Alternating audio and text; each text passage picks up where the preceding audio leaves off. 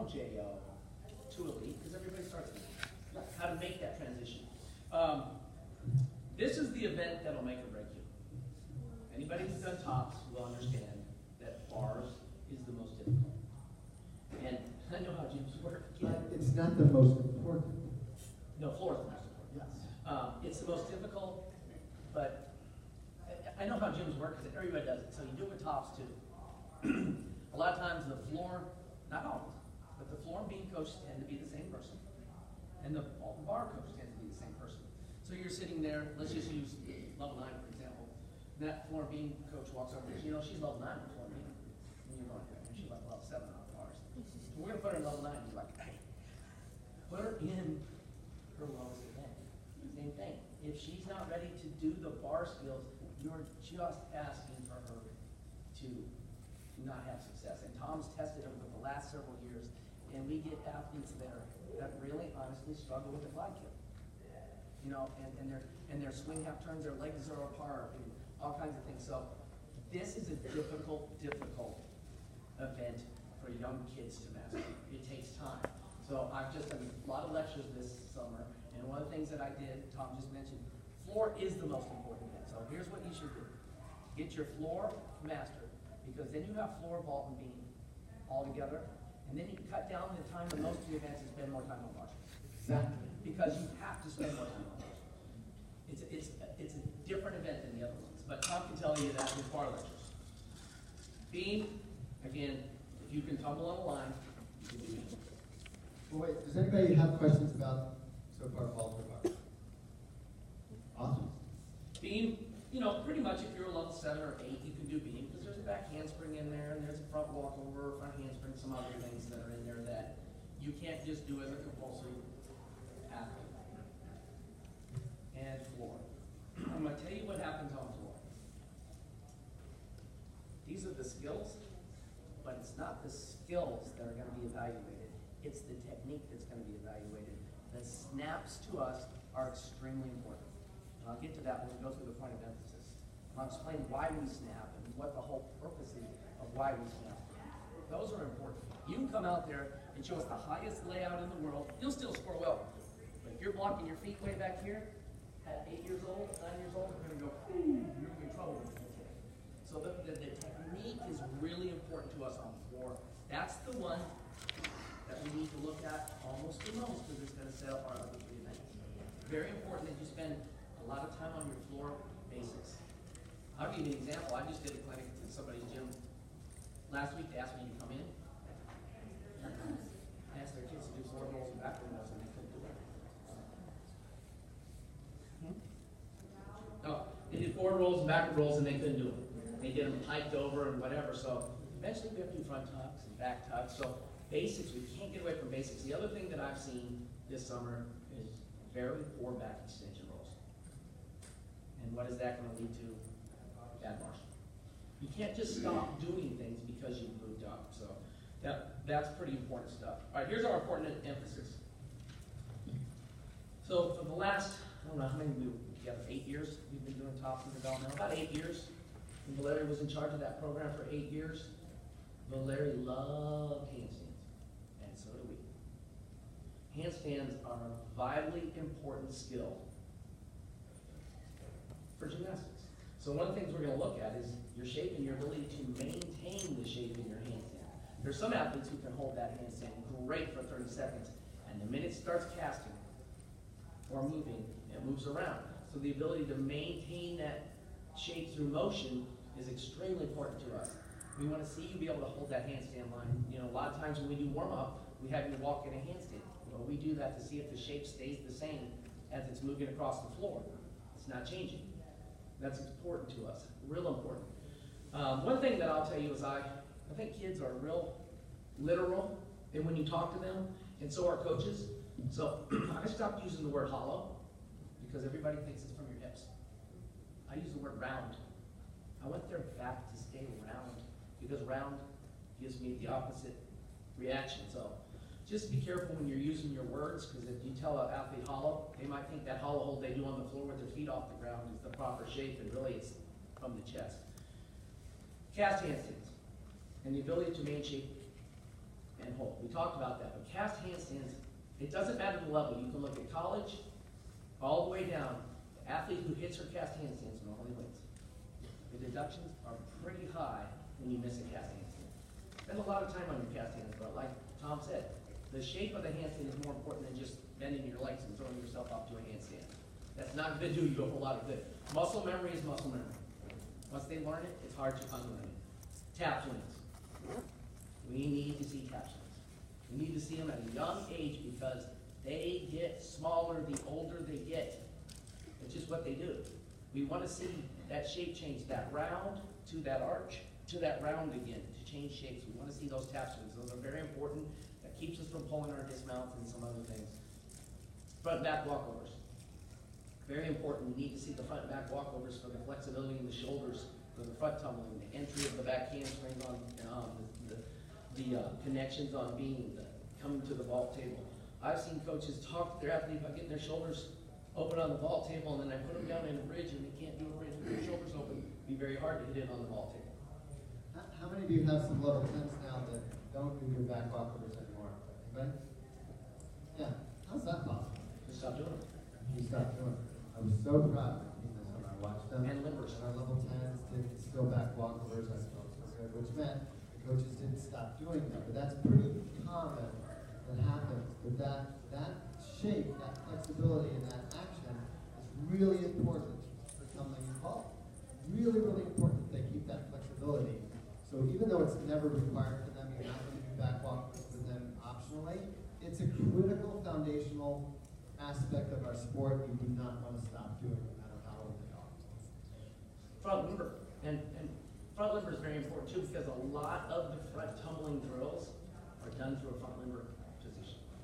So you go around, you do a clinic or whatever, and you have the athletes do front limbers, and they go, I can't do a front limber, that hurts my back. I'm like, how can you front tumble? I don't, I just run and punch my front leg out. We give up on front handsprings too early. And we give up on our basics too early. I will tell you that when Valeri used to watch tops, the three things he watched the most: handstands, front back walkovers, and the snaps of your tumbling. Those were his three most important things. He liked the front back walkovers because he likes Zenotes and for the basic the other thing. The snaps. Let's talk about this real quick. The snaps are important because eventually they're going to lead to your tumbling. It's not whipping. That was just a word that was used. It's not a whip. Everything that we do to the national team level is an exaggeration. We start with an exaggeration so we can get where we want to be eventually.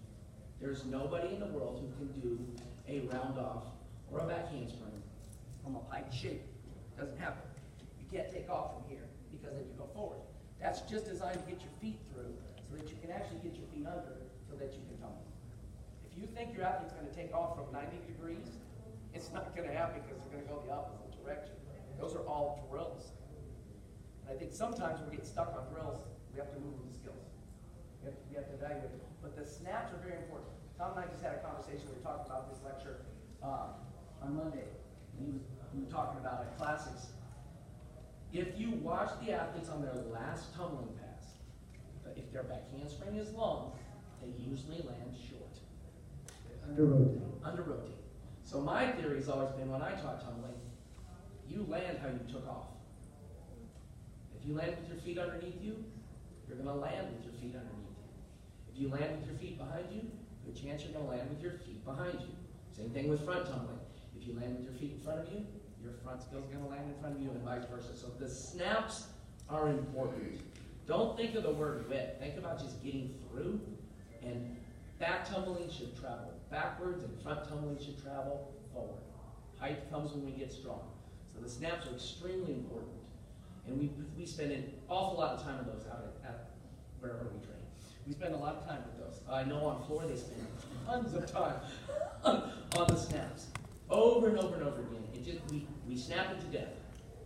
And I will tell you, as the vault coach, my job is easy. If Ivan or I've Yvonne, been saying that for years. I know. If Ivan and Yvonne teach the tumbling and you figure it out, all you have to do is transfer it to the vault. And really, watch an athlete connect a beam series. If they connect the beam series correctly, they can enter the vault table the same way. They throw their head on their beam series, pretty good idea, they're on their head on their vault. So snaps are important. You want to see snaps. Don't get me wrong. Tom and I are standing there and we see a kid go round off back handspring double layout, and her feet are a little bit behind her. We're probably not going to go, we don't want that kid. We're just going to talk to them about getting it underneath a little bit better so we can make her survive her legs later. Neil always says, Neil Resnick, every athlete only has so many takeoffs and landings in their life. We want them to be as efficient as possible so we can. I think he said it was 1,719. Write that down. Yeah, he might have. But you only have so many, and if your technique isn't correct, as you grow older, the snap gets longer, and that's why the Achilles and stuff snap as you get older. So just that's a very important skill for us. Okay, that's that part.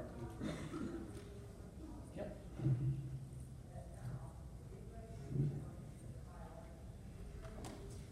We didn't even plan this call and said, let's get together and move this. Yeah, let's do this.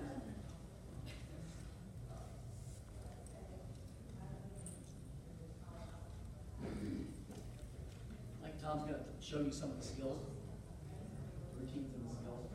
These are state testing skills. Yes, the state testing skills.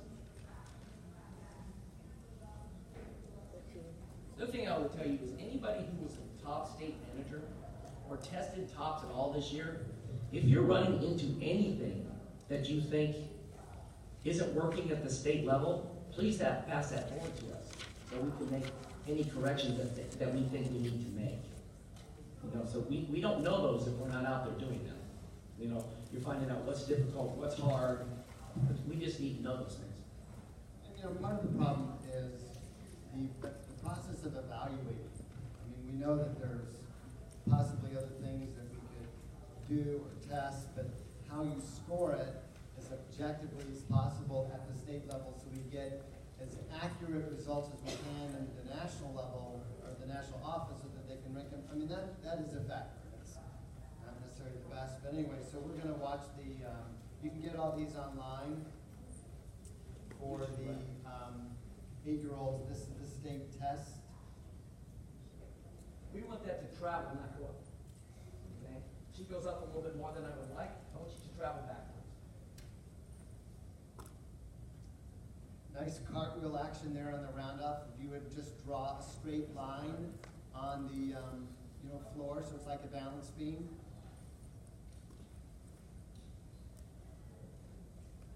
You can see that she's staying round. She's not bringing her arms up above her head. We don't want her head going up. We want to see them. Basically, she's loading herself into the vault table before she's ever going to open. So at 8-year-olds, that's all we want to work. Let's just get them turned over so they're getting ready to load into the table. We want them to travel. Ideally, you see that line? I'd like to see you on the other side of that line. The heels Yeah. to the far side of the line. Correct. Oops, sorry.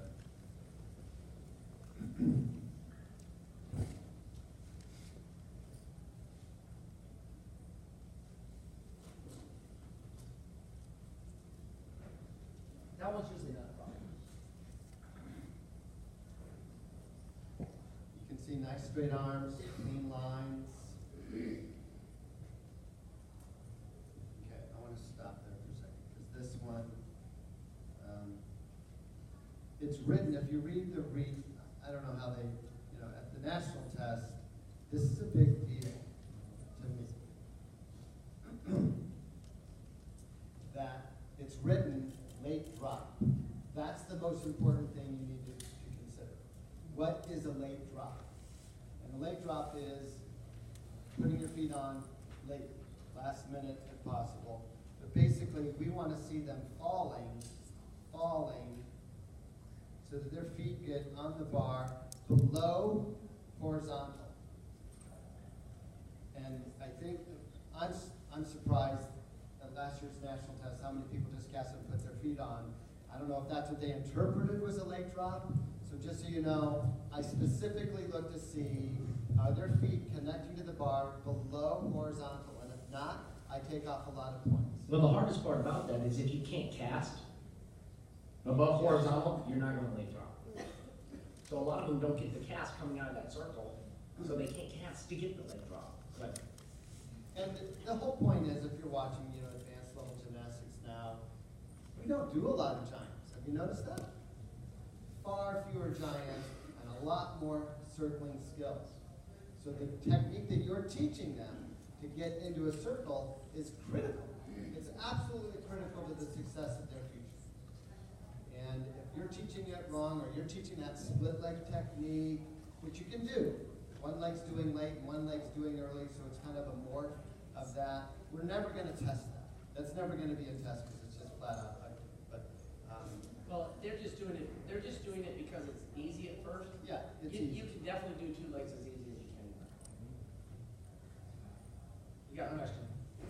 Do you usually teach the round now, or teach the arch now earlier? I teach round. I teach a morph of the two. I don't think there's a. We do the same thing when we talk about hurdles and other things.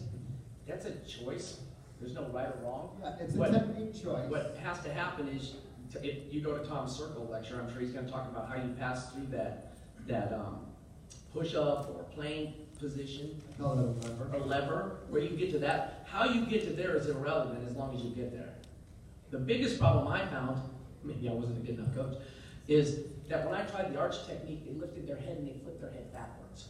So I did more rounding, so their head would stay in and they would hold that shape all the way through. I've just found young athletes sometimes don't change shapes as well as older athletes. There's no right or wrong. There really isn't a right or wrong. If the arch is exaggerated and they bend their knees and they can be interpreted as ugly, they're going to get to that. So yes, it is a technique, but you have to be careful of extremes. You have to be careful of extremes. So in this case, it's very rare at the national test that I've seen an athlete do a cast and the exaggerated arch just to do this little circle, because it does give you more speed and you don't need too much speed.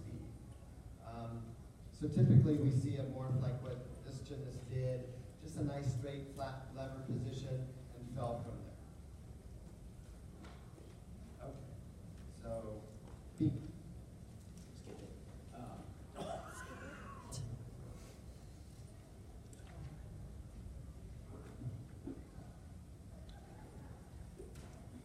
Are you proud there, Barry, watching?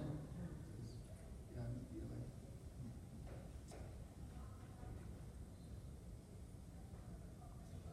Yeah, she's a little flexible.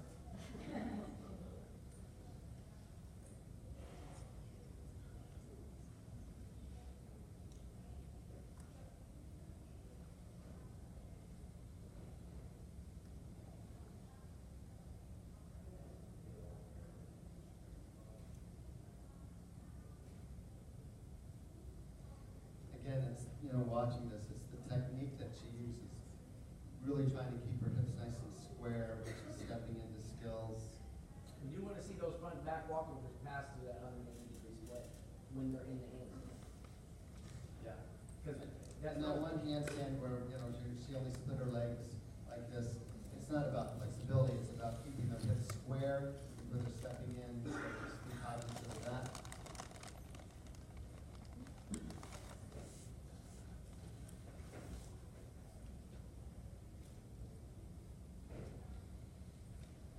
So the issue on this, we can just watch this again,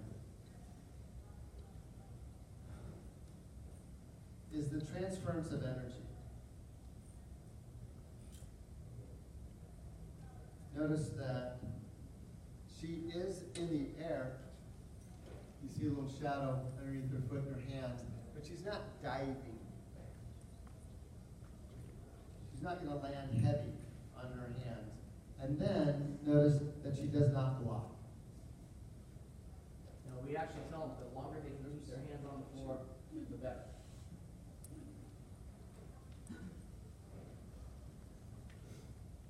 Push the floor down.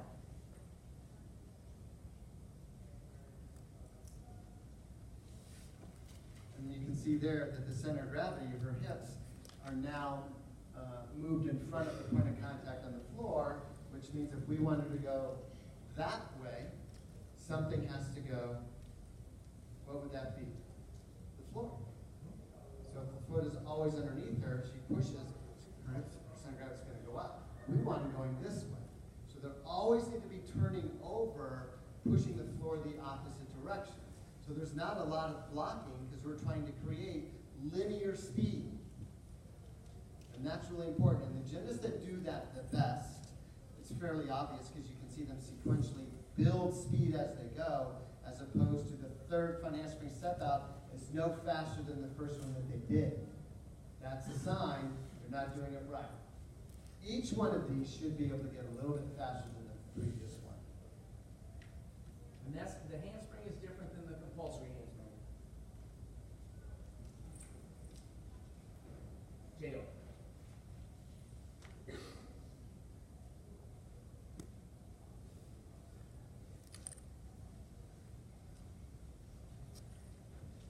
You know, and again, this is something you just incorporate in your line work with all your kids. You know, all your level 4s should be working this. You see, it starts off as an acro sequence, and then it turns into a bar sequence.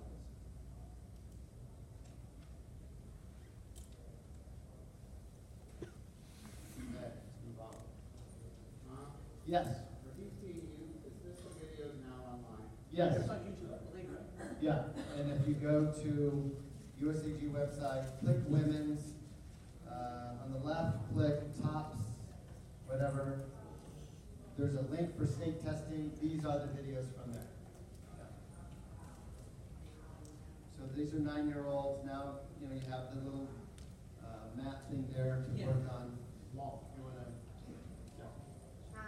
Yeah. yeah. In the state testing, there's a deduction for not landing with the arms up, and like our state tester was taking that, we're going to. Just let us know so we can change it. Okay. It's not written that you have No, to. you don't have to be add here. No, You no, don't have to be able to we take. did that and that deducted because they were. That is arms up. Yes. This is arms So, down. okay. This is, So- this or this are acceptable. I So think we that's how get we wanted to write it, but clarification. we can clarify that. Yeah, would be that. Because we don't want them to go here. No. No, we don't want, you see what happens to the back. We don't want to stay either here, or here, or here. Anything that starts getting below my shoulders needs me. Wrong direction. Yeah.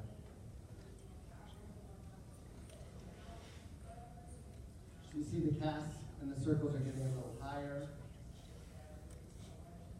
Nice late drop. And the swing half turn goes higher. Gets above horizontal, hopefully. And now she's going to do a couple of giants. We definitely want the coach to stand there and catch them. So obviously a 9-year-old has to cast to a handstand. Because you should be doing giants on a handstand. At the state testing, I know, you do the whole sequence as a one bar routine. At national testing, I believe Tom had you do the circle and come to the other side. So that's something I talked to Tom about. We might need to start splitting it at the state testing too, if that's what we're gonna test at the national testing. So those are conversations we've already had, because I've been to a couple places that were doing TOPS testing, and they said, well, how come you do it here this way and there that way? We wanna try to be consistent. So that's the conversation we've had.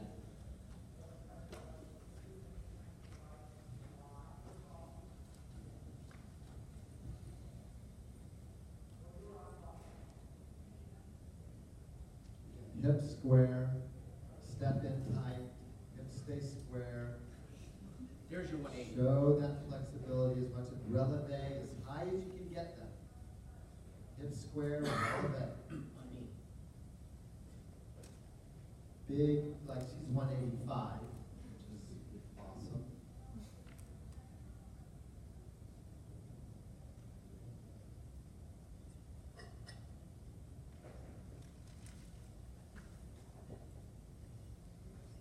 You know, more gymnasts now are doing the front handspring front, so the front walkover drill is important to keep as an option for them possibly later in their career.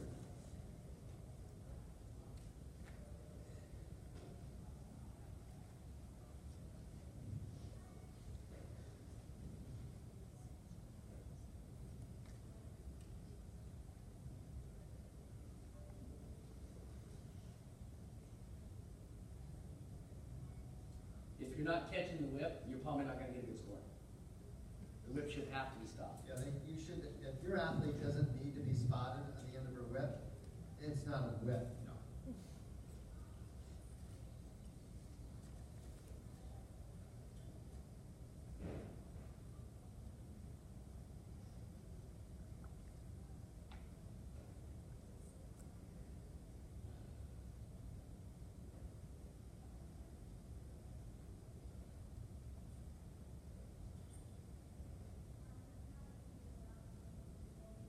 Again, all basic things we should all have in our general line work for every kid in our program when they come to the floor. All good stuff.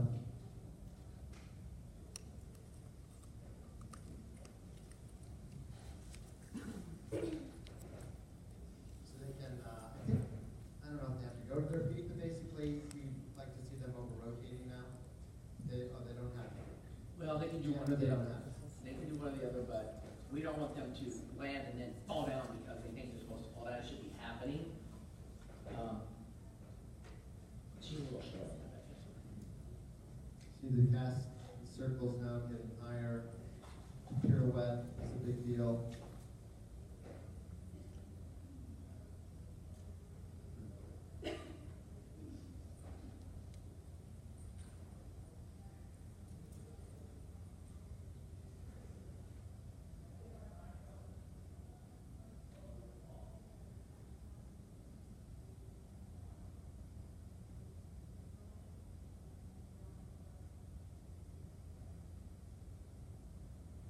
And they don't have to go to their, just go to the mat. It's there for the pillow mat.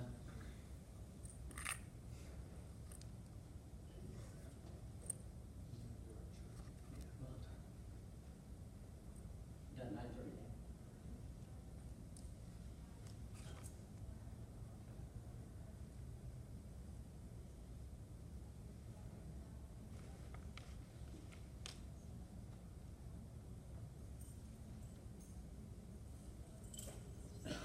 So a lot of this can just be part of your complex that you're doing with your kids.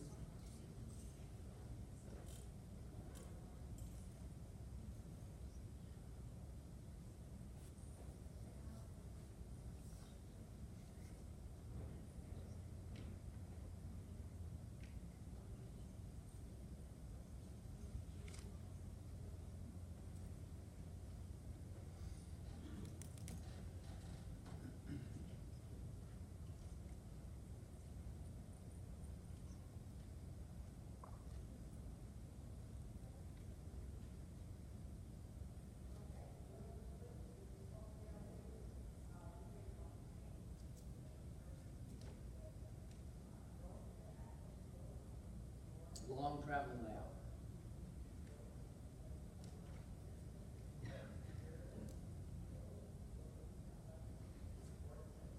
Tell us where her arms are when she sticks the front. Right here.